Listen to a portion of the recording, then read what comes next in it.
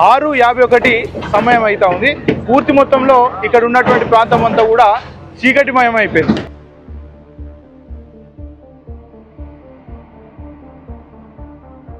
కూల్చడమే లక్ష్యం, కూల్చివేతడే లక్ష్యాలు అన్నట్టుగా కూడా 50 ఏళ్ళ వయసు వచ్చింది నాకు. ఇంత కష్టం, ఇంతంత రేకుల ఇల్లు వేసుకొని బతుకుదాం కదా అనుకుంటే మేము ఇంద్రభవనం కడతామని అనుకునేది నాయన.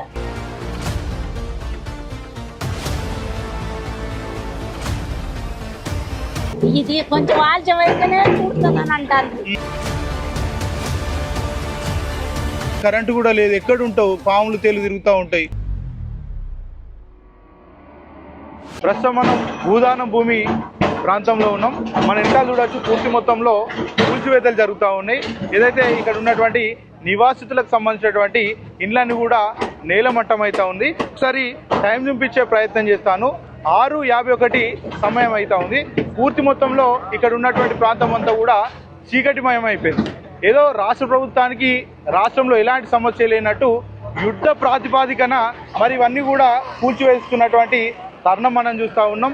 ఇక్కడ ఉన్నటువంటి పేదలంతా కూడా మరి వాళ్ళకి ఎలాంటి దిక్కుతోచని స్థితిలో ఇక్కడ అంతా కూడా ఇబ్బందులకు గురవుతూ ఉన్నారు. ఒకవైపు కరెంట్ లేదు, మరోవైపు వాళ్ళు తినడానికి తిండి లేదు, చాలా ఇబ్బందులకు గురవుతూ ఉన్నారు.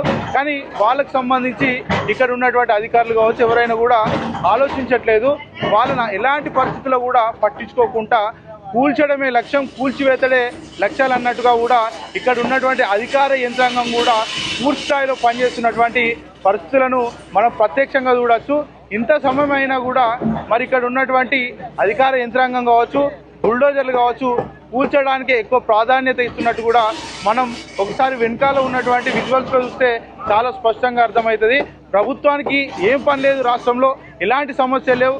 కేవలం ఇక్కడ ఉన్నటువంటి పేదల ఇల్లు కూల్చివేసడమే ఒక పనిగా పెట్టుకొని మరి వాళ్ళంతా కూడా ఇక్కడ సిద్ధమైనట్లు తెలుస్తాం. అదనిపిస్తుందా? బాధ అనిపించదా నాయన? ఇంత పరిస్థితి నాయన.